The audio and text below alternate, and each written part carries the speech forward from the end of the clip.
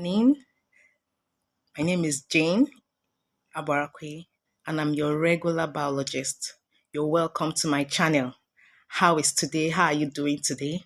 Today, I want to really appreciate all my subscribers. Thank you so much. You're the reason why I'm here. And if you've not subscribed, what are you waiting for? Guess what? I checked my views and I noticed that my analytics was like 1,000 views. And then I was like, what happened? You view my channel, you just pass. It's not fair now. Please, don't you like my face? Don't you like what you see? Please subscribe. I really ask that, and I know you'll do that. Our topic today is modification of roots. We're looking at modification of roots. Now, what are roots? What are the characteristics of roots? We all know the characteristics of roots. Roots naturally are below the soil. We know that roots grow below the soil. And nothing again we know about roots. Roots end in caps.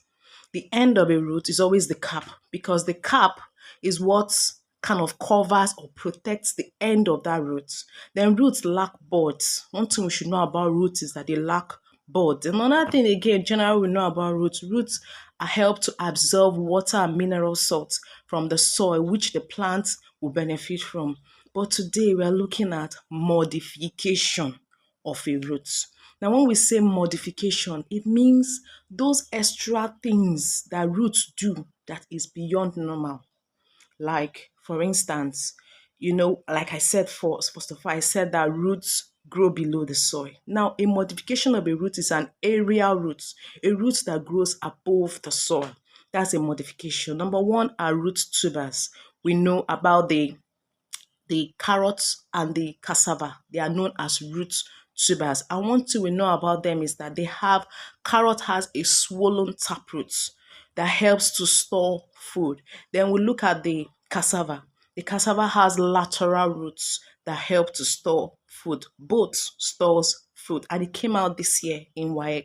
Then number two, another modification of root is climbing roots. There are some roots that climb on top of the back of a tree.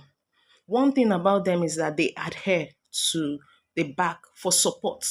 So that's another modification of a root.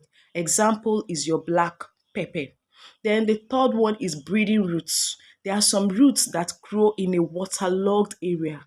What I mean by an area where is filled with waterlogged area. Such roots are called breeding roots or pneumatophores. An example of such a root is white mangrove. What do? They grow above the soil. And as they are growing above the soil, they want to breathe. Let the roots breathe. So they are going up to do what? Breathe. So they are called breathing roots. Don't forget that. That's the third modification I've given to you. Another modification of root is prop roots. Prop roots, P-R-O-P. Prop roots is seen in maize.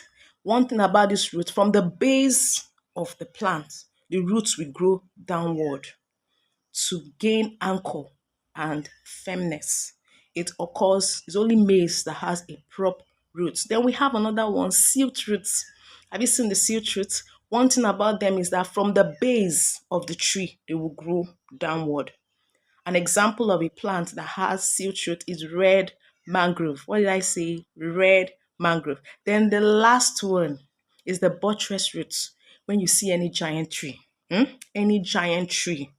quite big, those ones in the forest, those big trees, they have buttress roots. Their roots just spread on top, very giant.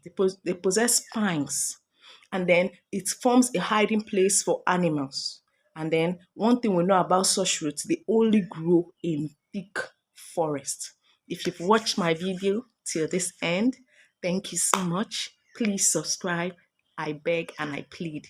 Please subscribe if you want to see what you are enjoying. Thank you so much. Bye. Raindrops meet our gaze. We find